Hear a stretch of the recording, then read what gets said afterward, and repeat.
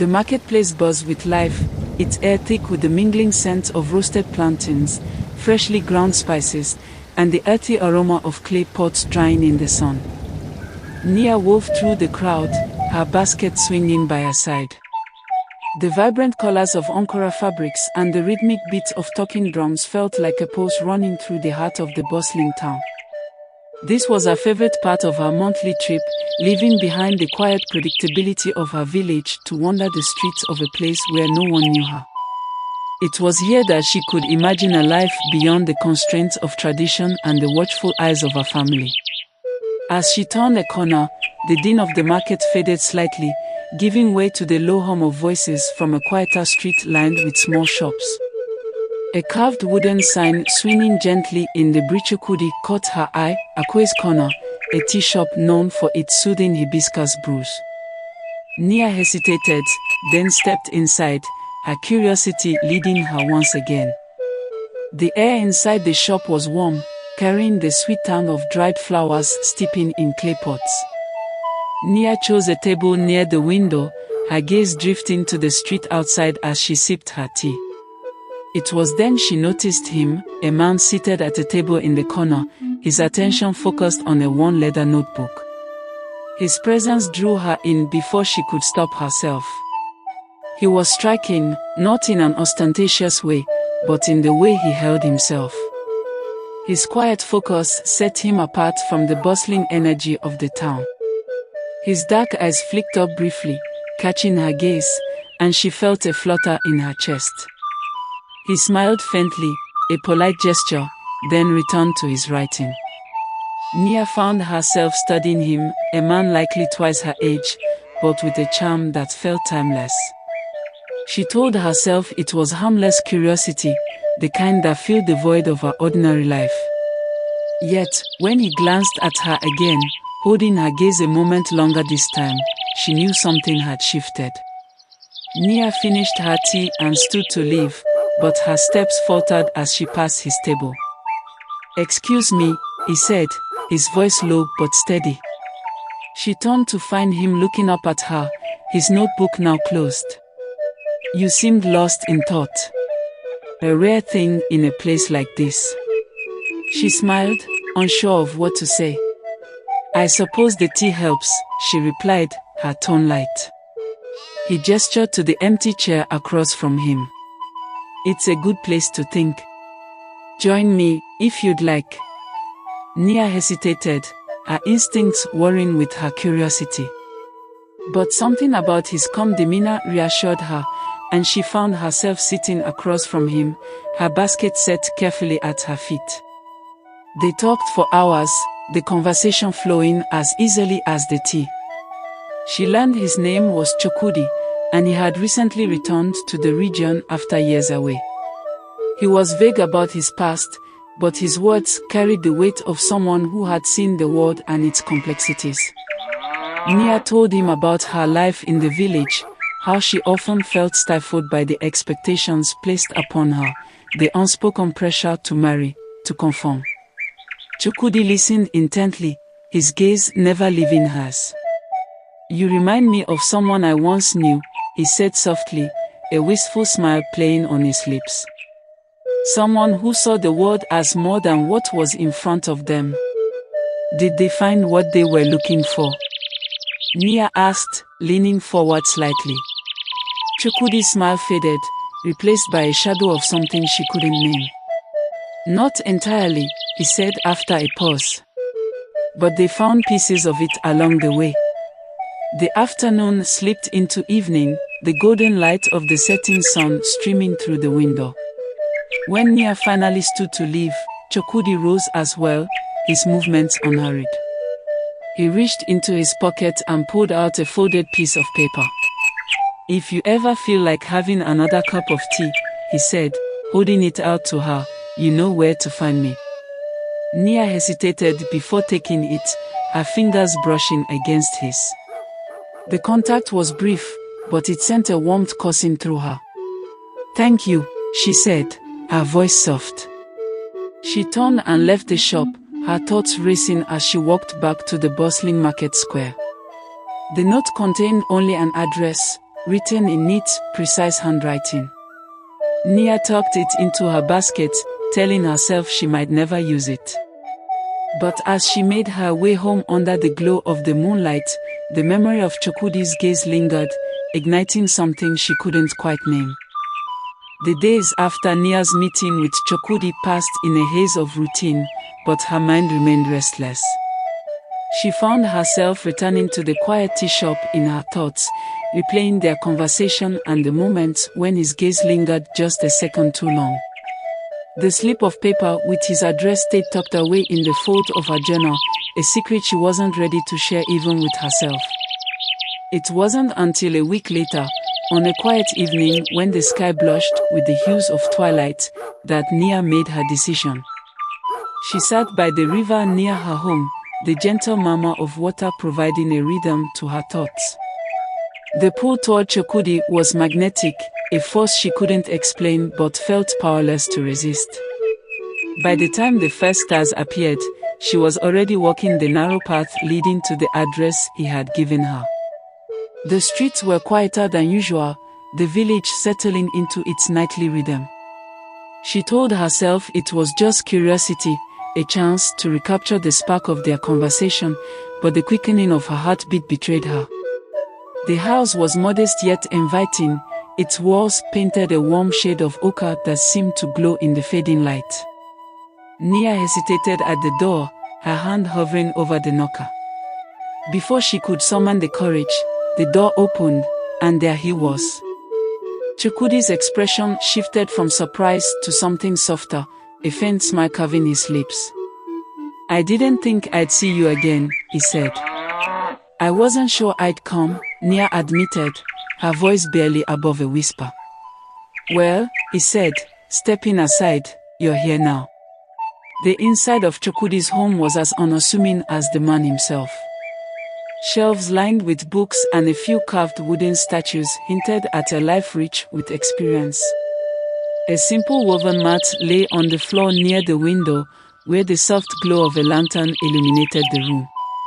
Nia sat as he prepared tea, his movements deliberate and unhurried. She found herself watching him, taking in the sharp angles of his face and the calm efficiency of his hands.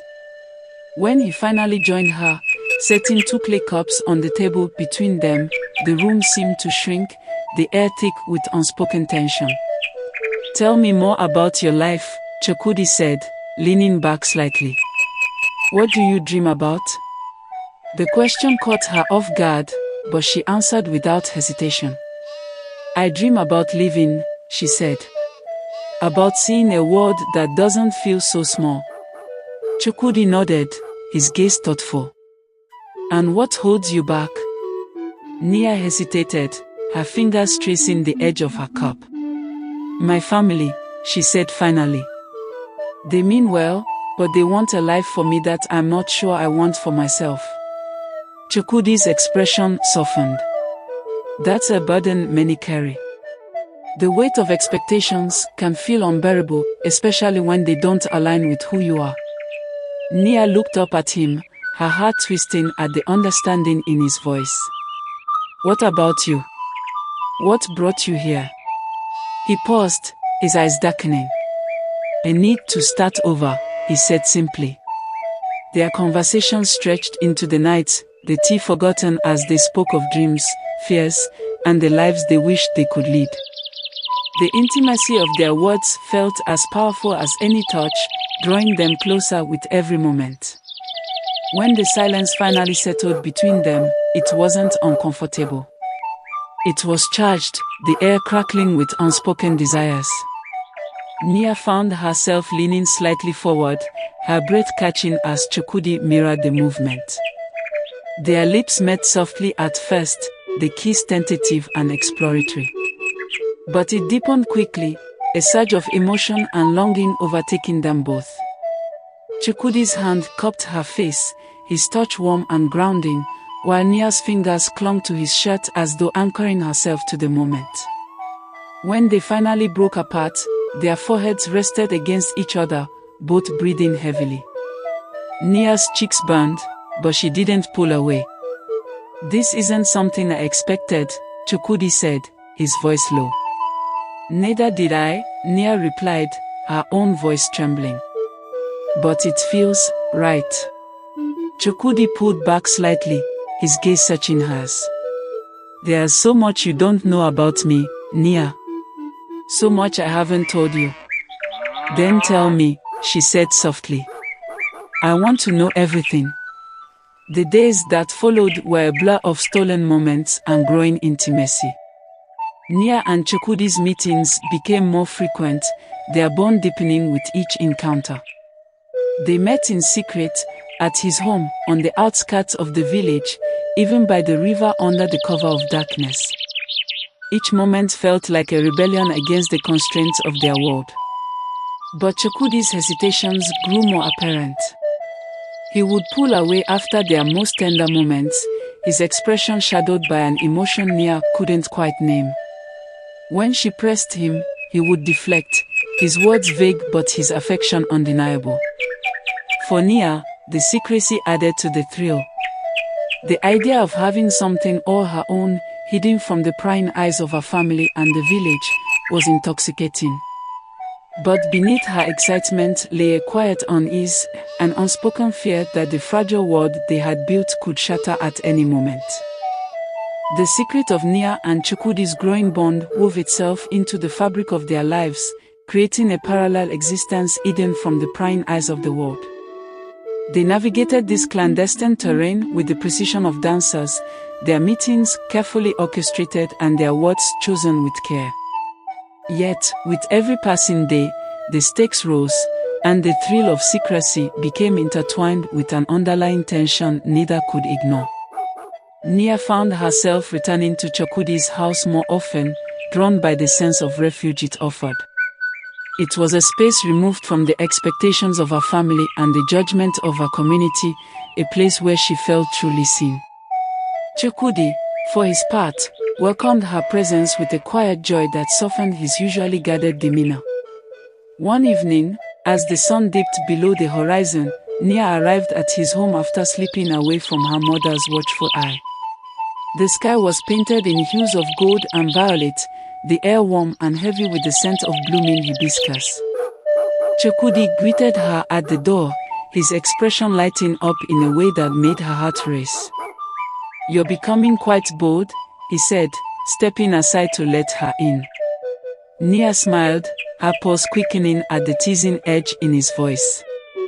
"Maybe you bring that out in me."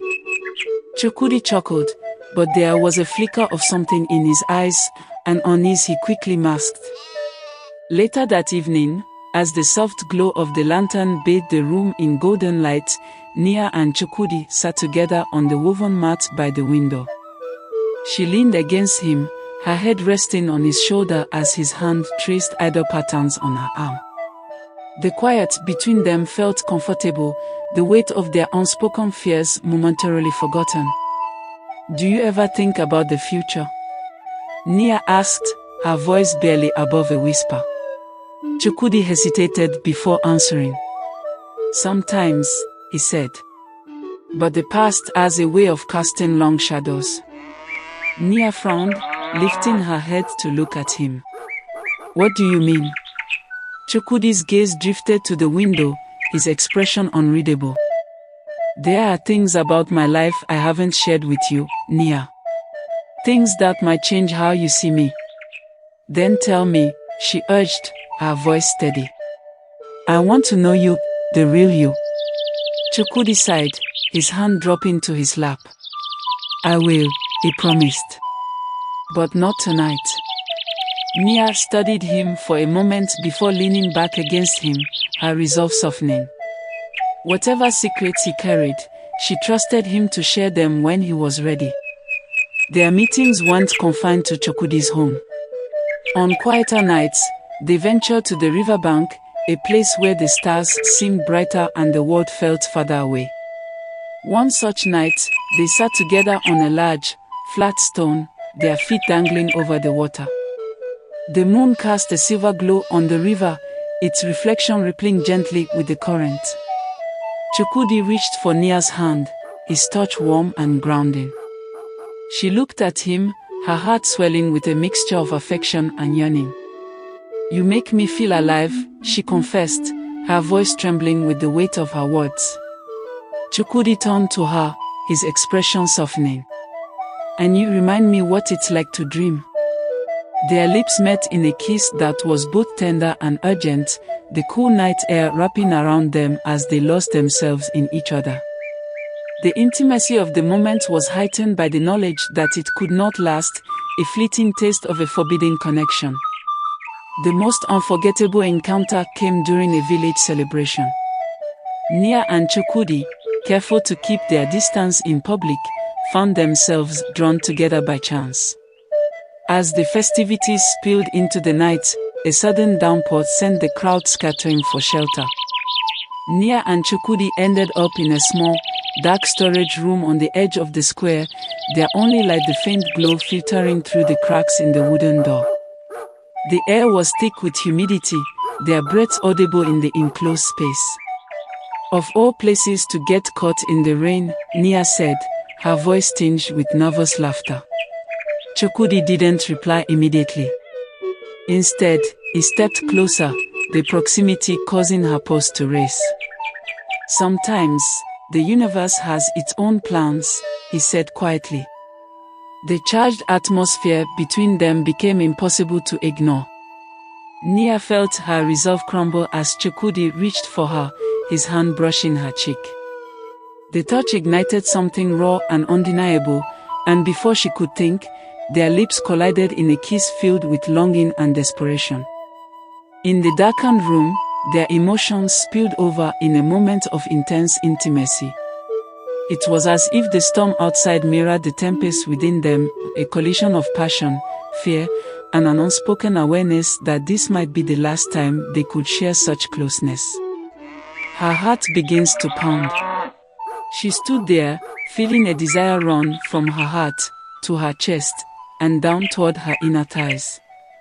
They both felt their hearts beating in between their thighs. His finger touched her neck, and the hair as it was moved away nearly gave her the chills. His hands went from the sides of her head and down to her neck, out to her shoulders and down to her hands. He grabbed her hands gently yet firm, put them in front of her and paused. She felt safe, he spoke no words. Her heart is about to beat out of her chest and she closes her eyes and takes a deep breath out. He kisses her shoulder and runs his lips on his skin towards her ear, but doesn't quite make it that far. She tilts her head and after his deep breath out he bites her gently. It doesn't hurt, it only makes her want more. He turns her around, and they are facing each other. He stares into her eyes and smiles. His two hands grab her left hand and he places her open palm on his heart, and he holds it there. His eyes exude love, protection, security, safety, patience, and respect. She smiles and he lets go of her hands. With one hand he runs his fingers through her hair and gently guides her face closer to his, eventually leaning her in to rest her head on his chest. His other arm wraps around her, she hopes he never lets go. They remain like as they go in and out satisfying their urges. While in that moment against his chest, she could only think about what she could do to make his heart pound. When the rain subsided, Nia and Chukwudi emerged from the storage room, their connection stronger yet more fragile than ever. The night felt heavier now, the weight of their secret pressing down on them as they returned to their respective lives. For Nia, the encounter lingered in her thoughts, a bittersweet reminder of the depth of her feelings for Chukwudi. But the shadows in his eyes hinted at truths yet to be revealed, leaving her to wonder how long they could sustain the fragile world they had created. The days following the storm were marked by a shift Nia couldn't ignore. Her meetings with Chukwudi, once filled with a carefree sense of adventure, began to carry an undertone of something darker. She noticed the way he hesitated when their eyes met, the way his touch lingered as though he were memorizing the feel of her. For Nia, the intimacy they had shared in the dark room was unforgettable. It was a moment etched into her heart, a memory she replayed in quiet moments. Yet, as much as it thrilled her, it also left her with questions. She felt the weight of Chukwudi's hesitations, the unspoken truths that lingered between them. Nia's family was preparing for a large gathering at her grandmother's house. The event, meant to honor her late grandfather, would bring together relatives she hadn't seen in years. Nia found herself dreading it, not because of the family, but because of the secrecy she now carried like a stone in her chest. Her mother, Ada, bustled around the kitchen, barking orders and ensuring everything was perfect. "Nia, take this to the car," she said, handing her a tray of food. Nia obeyed, her thoughts elsewhere. She couldn't shake the feeling that something significant loomed ahead, though she couldn't explain why. The gathering was in full swing by the time Nia arrived. The house buzzed with activity, the air filled with laughter, the clinking of plates, and the rich aroma of traditional dishes. Nia moved through the crowd, exchanging greetings and small talk, but her mind remained distant. As she wandered to a quieter corner of the house, her gaze fell on a man standing near the entrance to the garden. Her breath caught in her throat. It was Chukwudi. He was speaking with an older woman, his posture relaxed but his expression guarded. Nia's pulse quickened as she realized he was here, in the same space as her family. Questions raced through her mind. Why was he here? How did he know her relatives? She moved closer, keeping herself partially hidden behind a pillar. She strained to hear the conversation, her heart pounding. "It's been so long since you've come back, Chukwudi," the woman said, her voice warm. "Your sister will be so happy to see you." Nia's stomach dropped. "Sister?" Her mind raced as she tried to process what she was hearing. "I wasn't sure if it was the right time," Chukwudi replied, his tone careful. "But I thought it was important to reconnect." Before Nia could stop herself, the pieces began falling into place. The familiarity she had always felt around him, the stories her mother had told about her estranged uncle who left the family years ago, it all clicked with a sickening certainty.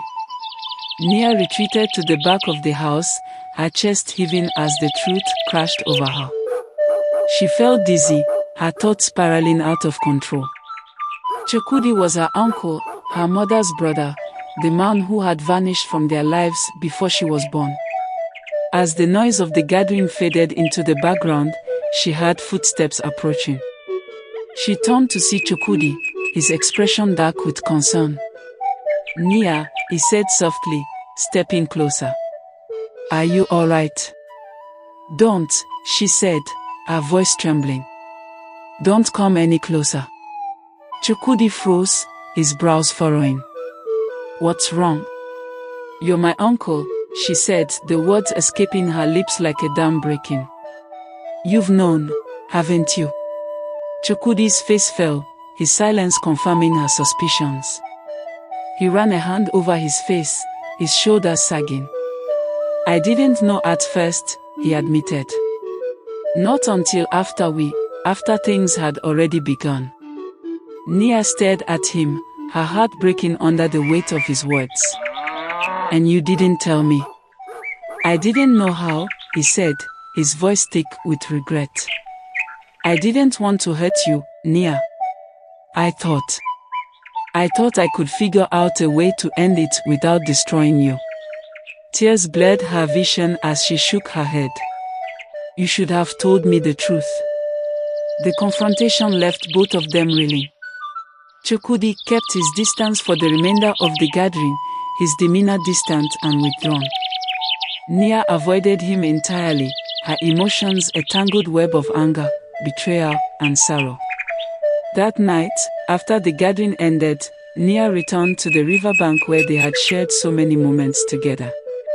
The stars above felt cold and distant, a stark contrast to the warmth she had once felt in Chukwudi's presence.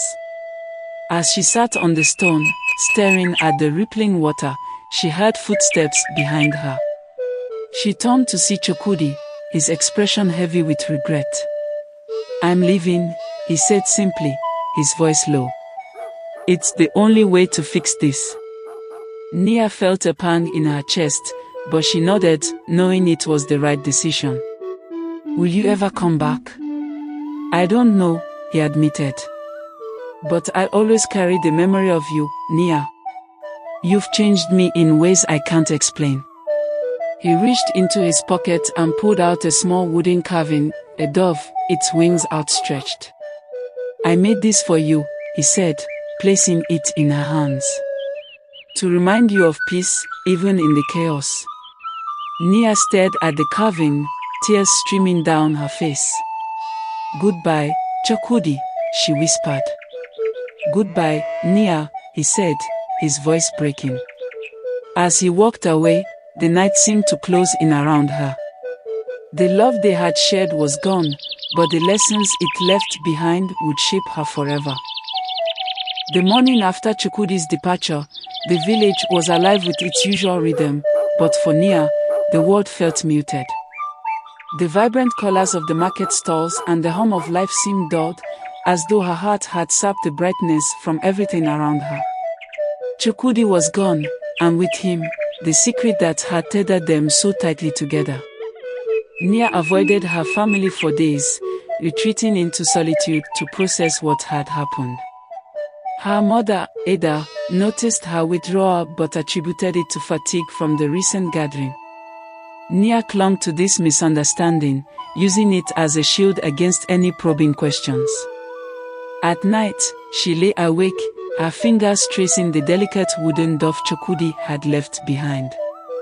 It sat on her bedside table, a silent reminder of what they had shared, a love that should never have been and yet had felt so impossibly real. She replayed their final encounter in her mind, the raw emotion in his voice when he said goodbye, the weight of the unspoken promises they could never keep. The pain was sharp and lingering, but it was also tempered by a strange sense of closure. He was gone, and the truth was buried with him. In the weeks that followed, Nia returned to her routines, though her movements felt robotic. The villagers, always observant, began to comment on her subdued demeanor. "She's been so quiet lately," an elder remarked to Ada during a trip to the market. "Not like her at all." Ada brushed off the concerns with a wave of her hand. "She's just growing up, learning the weight of responsibility." But Nia felt the stares, the unspoken curiosity. She moved through the village like a shadow, her heart pounding every time someone called her name, terrified they might know. Yet no one mentioned Chukwudi or his brief presence at the gathering. It was as though he had vanished completely, leaving only a faint ripple in the fabric of her life. One afternoon, as Nia helped her mother sort through old belongings in the storeroom, she came across a faded photograph tucked inside a wooden box. It was a picture of her mother and a young man standing beside each other, their smiles wide and carefree. Nia's breath caught in her throat as she recognized Chukwudi. "That was taken years ago," Ada said, her tone wistful as she glanced over Nia's shoulder. "Your uncle Chukwudi was always such a charmer. It's a shame he left the way he did." Nia swallowed hard, her fingers trembling as she set the photo aside. "Do you think he'll ever come back?" she asked, her voice steady despite the turmoil inside her. Ada sighed. "Who knows? He was always a wanderer. But family ties are strong. They have a way of pulling people back eventually." Nia nodded, the words lodging themselves in her chest like a stone. She carefully placed the photo back in the box, her movements deliberate. The conversation ended, but the weight of her mother's words lingered. As the weeks turned into months, Nia began to reclaim pieces of herself. The ache in her chest remained, but she learned to carry it with quiet strength. The experience with Chukwudi had shaped her, but she refused to let it define her entirely.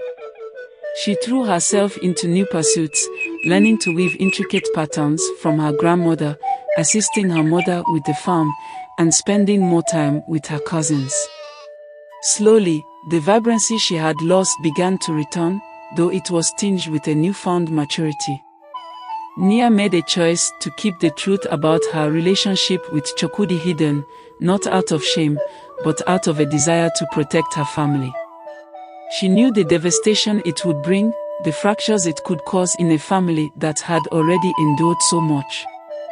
The burden was hers alone to bear, and she carried it with quiet dignity. On the rare nights when the memories became too heavy, she would sit by the riverbank, the wooden dove clutched in her hands. She would look up at the stars and wonder where Chukwudi was, if he thought of her as often as she thought of him. In those moments, she found a strange comfort in the silence. The love they had shared was forbidden, but it had been real. And though it was a love that could never be spoken of, it had taught her more about herself than she could have imagined. Months later, during another family gathering, Nia watched her relatives laughing and chatting around the fire. The warmth of their presence enveloped her, and for the first time in what felt like an eternity, she smiled without reservation. Her mother sat beside her, her hand resting lightly on Nia's shoulder. "You seem happier these days," Ede said, her voice soft. "Like you found your place." "I think I have," Nia replied, her gaze drifting to the flames. It wasn't entirely true, but it wasn't a lie either. She had found a sense of peace, however fragile, and that was enough. One evening, as the sun dipped below the horizon, Nia returned to the riverbank alone. She sat on the familiar stone, the wooden dove resting in her lap. The water flowed gently before her, its surface catching the last rays of light. She closed her eyes, letting the memories wash over her one final time.